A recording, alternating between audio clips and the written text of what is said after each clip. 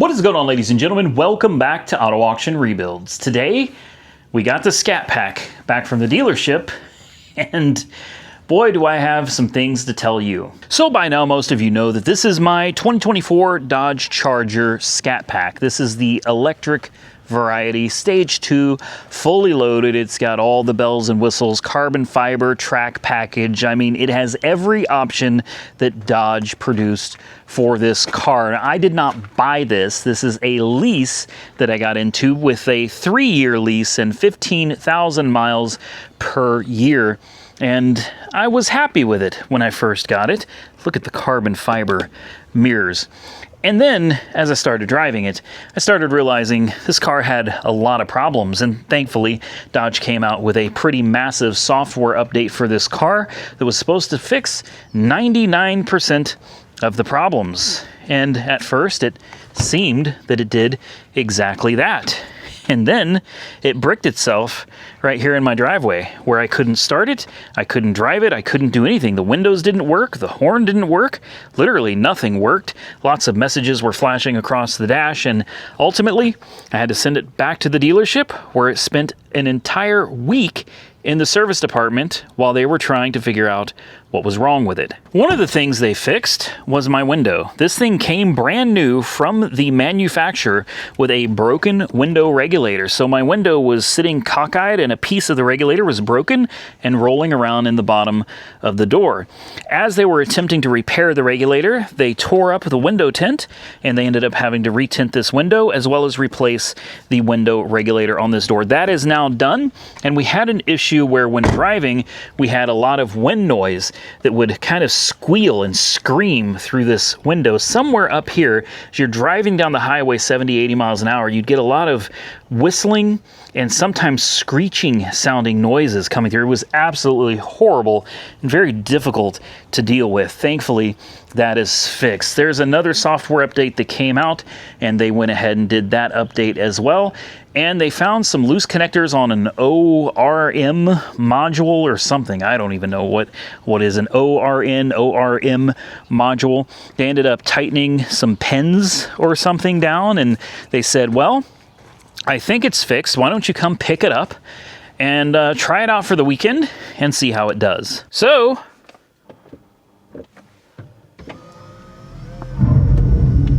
happy to oblige. I got my car back. Man, I missed it. The question is it actually fixed? And then the next question is, do I actually even own this car? Because I found out after receiving a letter in the mail today that my Ram truck has not been paid off yet. And when I decided to inquire about this and find out what's going on, well, as it turns out, I've had this car over a month now. This car, the financing did not go through. Not because I didn't qualify. I'm absolutely more than qualified for the financing, for the lease, whatever you want to call it. I have great credit. It's got nothing to do with that. But for some reason, whether it's paperwork, I don't know, but this loan for the lease has not been funded. It did not get funded, and because of that, my truck did not get paid off. But the interesting thing is my truck appears to be sold because they don't have it anymore. So my truck is gone, but my truck isn't paid off. That means I got hit up by my bank to pay the $2,000 car loan on a truck that I don't own anymore. So I called up the bank that I have the loan through on my pickup truck that I haven't had or even seen in over a month. And I said, hey, you guys didn't get the payoff for this? And they said no. They said, as a matter of fact, you're late. Well, I have not been late on a car payment in over a decade.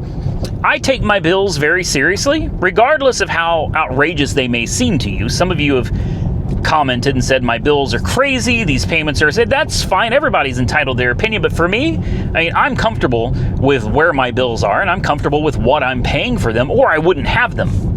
And I'm able to pay them, because if I wasn't, then I wouldn't be concerned with my credit going in the tank, right? So I'm like, you guys should have been paid off for this truck by now. Nope, they weren't. And my payment is now over 3 weeks late. Well, that's fine, because it doesn't go on your credit until you're 30 days late. It just bothers me that I ended up getting a letter in the mail from my bank. I don't pay my bills late. I just don't do it. I'm very punctual, and I take my credit and my bills very, very seriously. So to find out that this truck hasn't been paid for, and I have 1 week, if this loan does not go through in the next week, so it has to go through Stellantis. Apparently, Stellantis hasn't funded the loan, which means my dealership has not gotten paid yet for this loan. So the dealership actually called me. This is where the story gets crazy. My dealership called me and they said, "Hey Randy, we need you to pay us $1,700. This was yesterday. And I was like, "Why? Okay." I got angry and I said some things. All right. And this is a dealership that, man, I've been working with them for a long time. But this was like the straw that broke the camel's back for me, because yesterday, this car was still in the service department.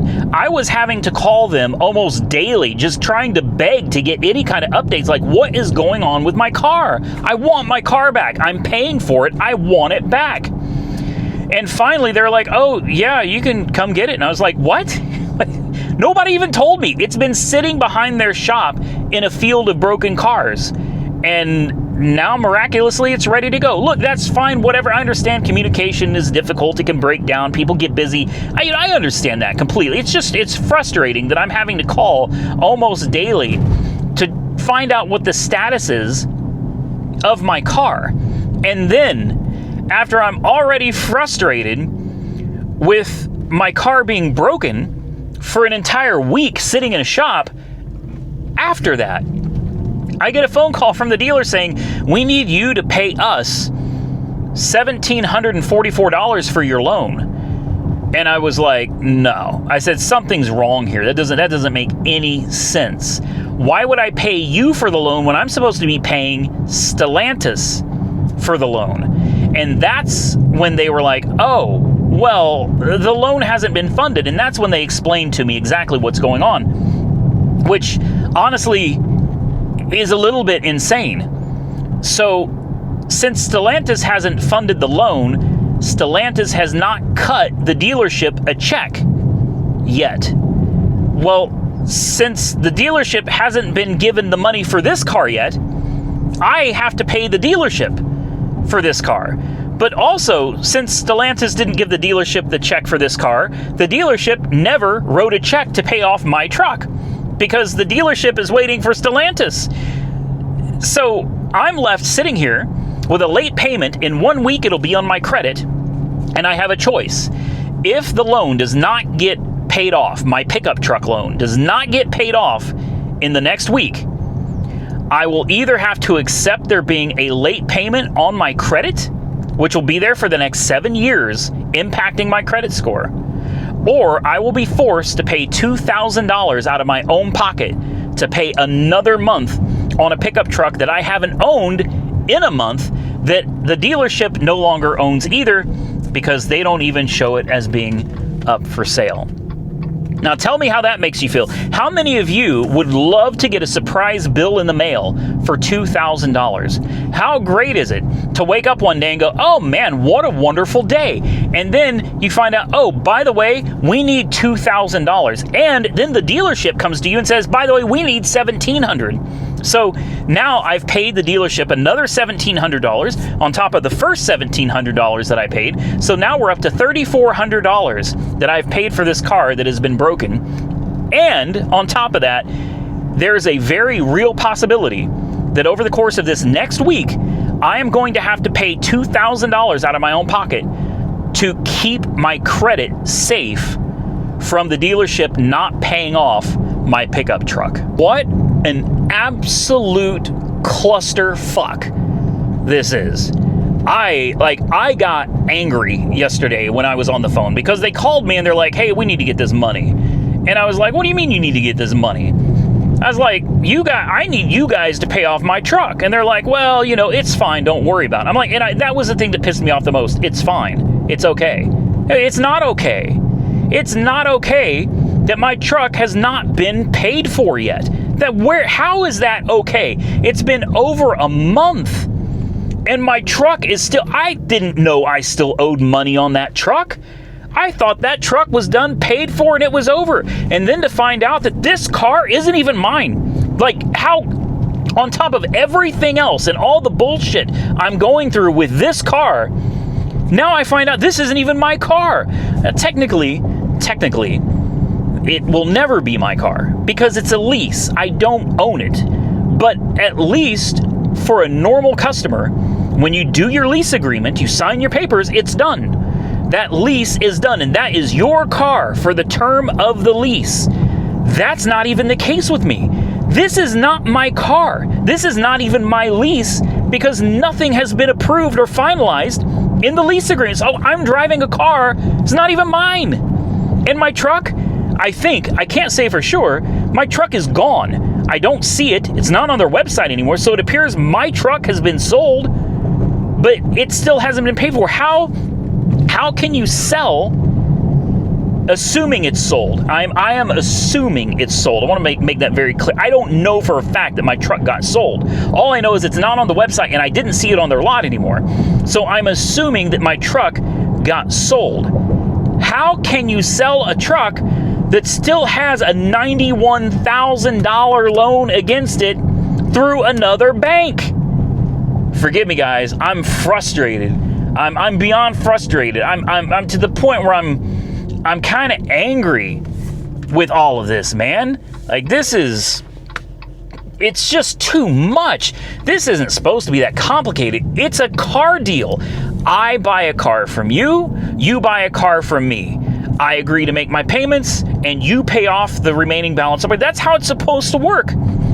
But now I find out my truck is missing. I still owe for it. I just got screwed into paying another payment on this that I didn't even know I was paying, although, full disclosure, I have owned this car for a month. So, technically, I would say it's due. It is due for me to pay the next payment. So I can't say I'm totally screwed on that, but when I paid the $1,744 down, somehow I thought I was paying for like the next month, but I wasn't. I was paying from the day I got the car through that 1 month.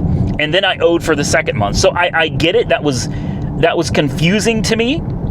I have never bought a car before and paid the first month in advance.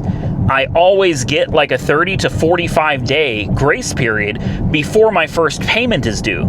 So when I put the money down, the $1,700, they told me that was your first payment. I thought, okay, that's my first payment starting in the next 30 days. No, that was starting immediately that day. So I technically am not screwed out of the money. I've never experienced a deal like this, and I was not anticipating needing to pay out that $1,700. But whatever, it's done. I sure was not prepared to pay out an additional $2,000 to pay my truck loan that I don't even own anymore, and I'm fairly certain the dealership doesn't own anymore either. So if all goes well, hopefully within the next week, they are going to have all of this figured out and the truck will be paid for. Because if not, I got to come out $2,000 out of pocket to pay for a truck that I don't own and to pay for a truck that I don't believe they own either. So somebody's gotten paid for this truck somewhere. It just isn't me, and it sure as hell isn't my bank. Now, I don't want to make negative videos about this car or about the dealership or about any of these experiences.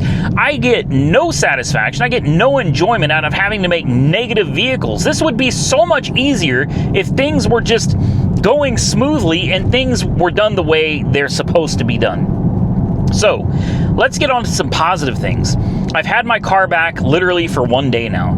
I've probably put 200 or 300 miles on it in that time, and I've had no issues with it. At some point yesterday on a closed course in Brazil, I got it up to 111 miles an hour, which, isn't anything particularly crazy, but I will tell you it was a lot of fun. There may have been a couple other cars involved, and it was a great time. And this car came out triumphant. This car absolutely came out on top. And when we all stopped, everybody was just like, what is that? And that is probably the thing I love most about this car, is when people see it, they have no idea what the hell it is. It's an enigma. You look at it's like, what is it? Because they didn't make any of them, and they sure as hell didn't sell any of them. So for the few of us that actually have one, that we're out driving it on the road, cruising around, people see it and they love it. Most of the time, very few people have had anything negative to say about the car at all. And since getting it back, I have no complaints with the car. So yes, they did a good job fixing it. It appears whatever was wrong with it, and I still don't know. I didn't even get any paperwork. I guess I need to go back on Monday. And yeah, I need to go back on Monday and get some paperwork, because there is a slim possibility if things continue going wrong with this car, I will lemon law this car. Okay, I want to make that very clear. If this car continues being unpredictable and unreliable, I will absolutely file a lemon law on this car, which means I need all of my documentation from the work that's been done at the dealership. So I will go back Monday and I will obtain a copy that should show me everything that was done, all the steps that were performed to get this thing back up and running and driving again. And like I said, now that I've had the car back and I've been driving it for 24 hours, it's been absolutely solid. I've charged it up. It's had no problem charging. I got full range. I've got full power. It's still an amazingly comfortable car to drive. People are never going to believe it. Public opinion has already been made on this car. And for that reason, I can't convince anybody that this is a great car. And I'm getting to the point where I just don't care anymore. If I'm being completely honest, I don't care if you believe me that this is a wonderful car. I don't care if you believe that this is a fast car. It doesn't matter. I've had tons of cars, ladies and gentlemen. I've had a lot of people telling me you should have bought a Plaid. Guys, you must be new here, because literally just like a month and a half ago, I sold my 2021 Tesla Model S Plaid. It was on the channel. I did that already. I've had the Model 3 Performance. I've had like 2 of those. I've had Hellcats. I've had a TRX. I had a wide-body red-eye Challenger. I've had Corvettes, a C7. I've had plenty of fast cars, guys. This isn't new to me. This isn't like I came out of a Volkswagen Beetle, jumped into this car, and started screaming to the world, "It's fast!" Ricky Bobby, it is fast. I don't care what you say. The car is fast. 0 to 60 in 3.3. I get it. The Tesla does it in 1.9. The Model 3 Performance can do it in like 2.3. 2.5, whatever. Yeah, I get that there are other cars faster. I never came out and said that this was the fastest car on the road. No, it's not. And it sure doesn't give you that punch in your chest like a Tesla does. When you hit the throttle on a Tesla, it lays you back. Let's see if I can go down this road here and just let's put it in we put it in the loud mode. There we go. All right, let's just give it a little launch.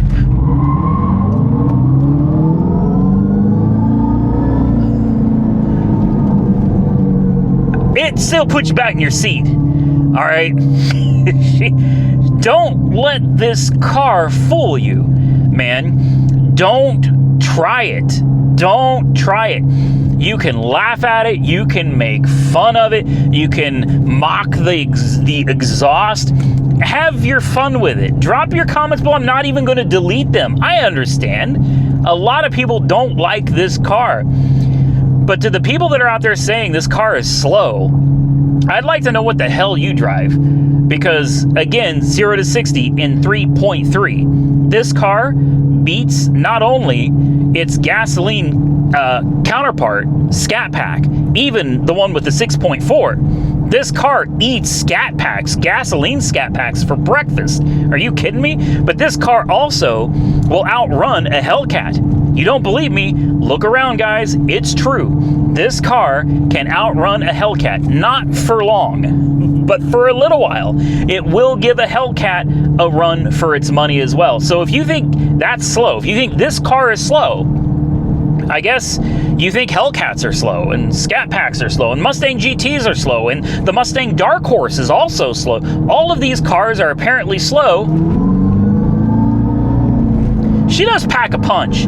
It's not the same as a Tesla, but boy, I'm telling you, 99% of the people that are out here talking their trash on this car, you ain't never driven one. You ain't never driven one. All you know is Tesla. Listen, I love Tesla. I'm not a Tesla hater. I love Tesla. But can I just show you something real quick? Will you take a look around? Will you just kind of look around this car? Do you see this? Do you see? That's real carbon fiber all the way around. The accent lights bouncing off of the carbon fiber.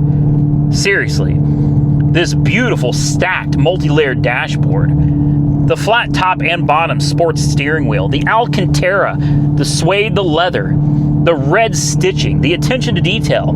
This, regardless of software issues, this is a premium car.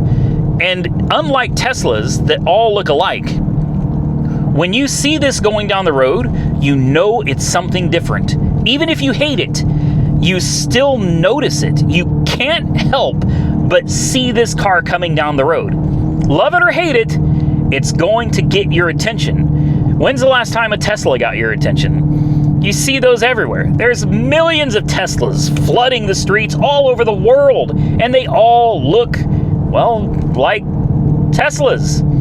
These cars are really rare. Not for a good reason. It's because Dodge couldn't sell them, and they're loaded with bugs. But it's rare nonetheless. So when people see them, it sparks interest. It's a fun car. It is a fast car. It's also a quick car. If Dodge could get the software right on this, even though it's probably too late, the opinions have already been formed. I don't think you're going to be able to salvage these EVs, Stellantis. I really don't. But I'm just here to tell you that if they had the software issues fixed, these would be some phenomenal cars to own. She may not be the fastest car on the road, but I'm going to tell you right now, most of what you're going to find rolling around on the streets, this car can take it. All right, this car can absolutely hold its own on the road. And although people love to hate on it, they think it's ugly, they make fun of the exhaust, I'm here to tell you, it's my opinion, and I think a lot of other people's, this is an absolutely beautiful car. You just don't see anything like this. Look at that split hood. It's like a spoiler. What? Whoever came up with that, I think that's awesome, man. I think the looks are amazing. The fact that it's a hatchback, absolutely amazing. The ginormous wheels and tires with the massive brakes look phenomenal. The fake exhaust, it's something that I personally enjoy. While a lot of people are out laughing at it, I leave it on because I like the sound of it. I think the car has amazing styling cues that go back to some of the retro Chargers from back in the day. And I got news for you guys. If I find out, hopefully in the near future, that this is actually my car for the next 3 years, instead of finding out that I don't actually own or even lease the car for that matter, I intend to do something really crazy to the look of this car that's, one, probably going to piss a few people off, but I think a lot of you are going to find the humor in it, and I think you're really going to like it. I've already got everything in the works. I've actually already purchased the, should we call it a decal kit for it? Let's call it that, a decal kit. And then we'll require a color change because white isn't going to work for the look that I'm going for. It will be a one of one when I'm done with it. This will be the only one like it in the world. And I think you guys are going to really get a kick out of it if we ever actually own this car. And how about the glass roof? Can we just admire, like, it's a stunning piece of equipment, and it's one of the most enjoyable cars I've had the pleasure of driving in a long, long time. And I'm no longer here trying to sell you the car. I get it. Most people aren't going to buy one. It's pointless trying to change your mind. I'm just telling you my honest opinion because I have nothing to gain by telling you this. I don't get a commission if you go and buy a Dodge Charger.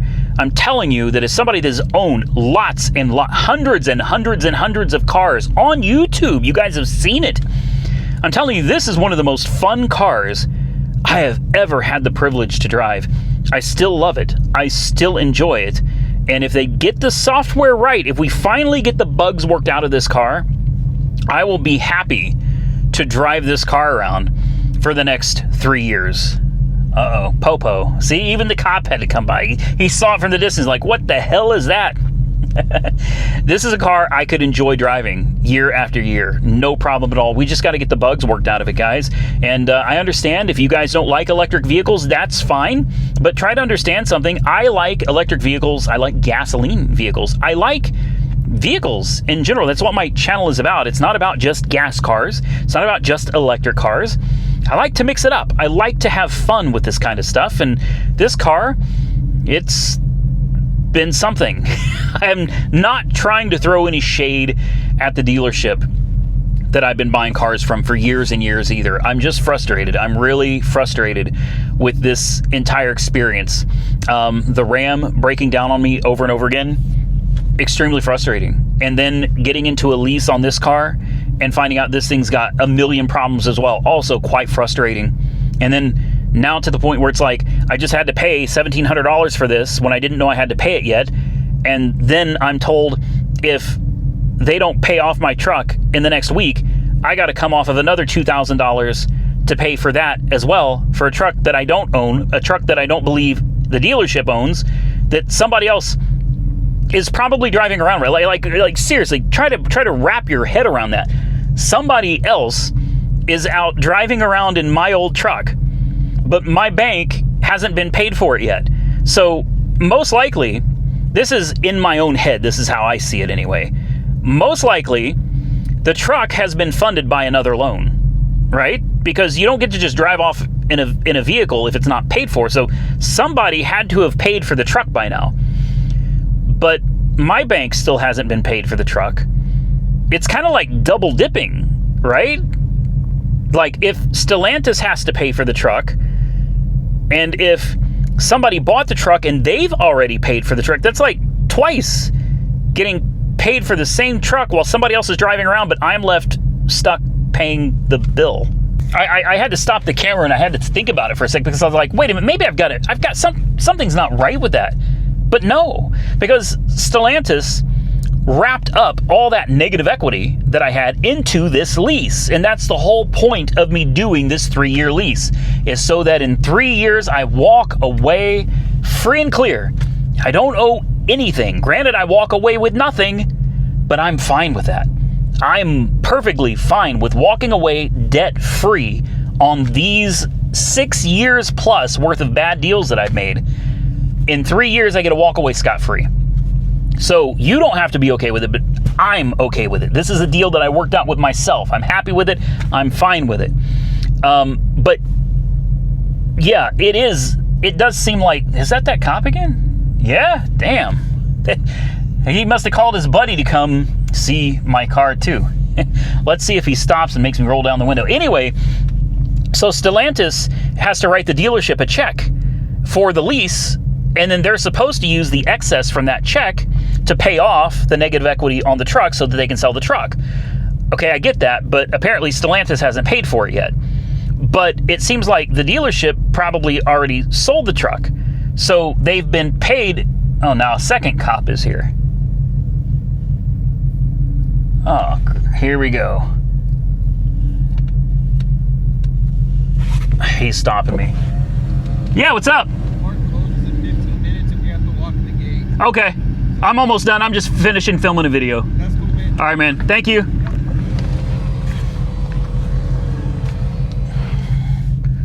Okay. That's... the park closes in 15 minutes. And it's like, all right, that's in 15 minutes. But okay, I guess the point is I need to hurry up. So Stellantis has to pay the dealership, and then the dealership pays off my truck, but Stellantis didn't pay the dealership. So what I'm confused about is, how did my truck disappear if it's not paid for?